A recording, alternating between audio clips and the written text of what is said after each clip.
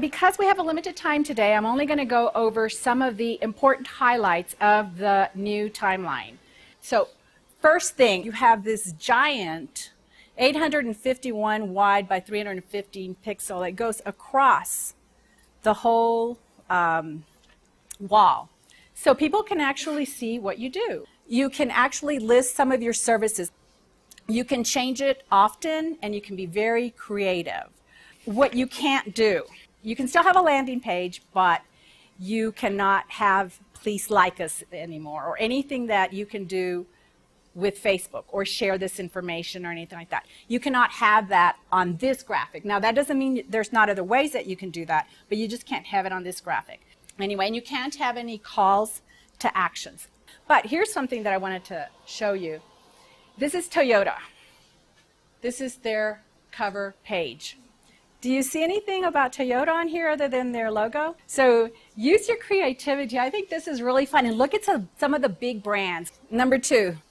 This little thing is your profile image. So you can use your logo or your picture, and it's 180 by 180 pixels, and it shrinks to 32 by 32 pixels. So when you're out posting, like if you're on your page, your Facebook business page, and you're looking at the wall where everybody else is sharing things, then that little picture shows.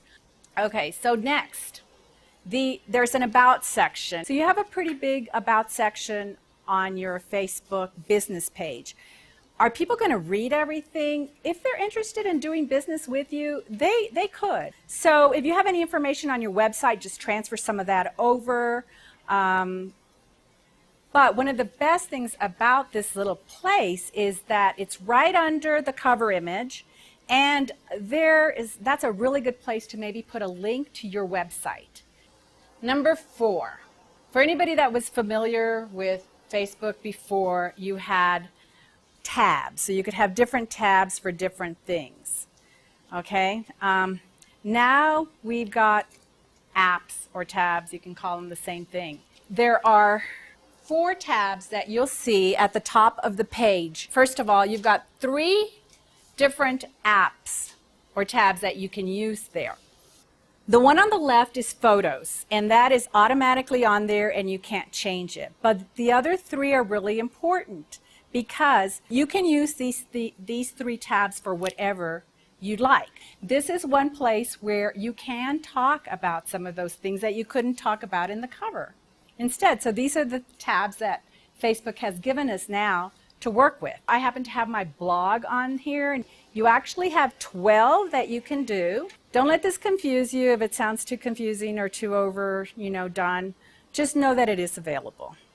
So if you want to change those little pictures because they don't look very good right out of the box, Facebook doesn't let you change all of them. But if you want to change those little pictures once you have your apps established, then you can use this timeline image tool. So these little things are 111 by 74 pixels, and you can add images, you can add text, and then you can upload them straight into your Facebook page. Next, the timeline. If you've been on Facebook for a while, your timeline maybe looks kind of weird. Mine does. So you can actually go in and you can change the dates. We couldn't change dates before. We could barely delete. We couldn't do anything. Now you can actually go and you can change the dates. When you hover over any of the things that you've posted on Facebook, then you'll see that come up. Now, if it was something from last year, you can't go forward. But what is that going to do? Why do you want to do this? Just to make your page look better if you have to. Okay, next thing, pin stories to the top. If you have some kind of giveaway, or if you've got an event coming, or if you've got some kind of special, or you want to have an opt-in, you can actually pin that post or that story to the top. So it stays at the top, and it's going to stay there for 7 days so that people can look at it. So it's going to stay on the top of the feed, and it's much more apt to be seen. You can highlight stories. The great thing about this is it does take the full width of the page. So the more pictures you're putting on there, if you can do, or the more videos, these are the kind of things that people are going to be more interested in. You're going to get more traction from it because it's still big. The next thing that you can do is you can have milestones, so important things that happen in your company.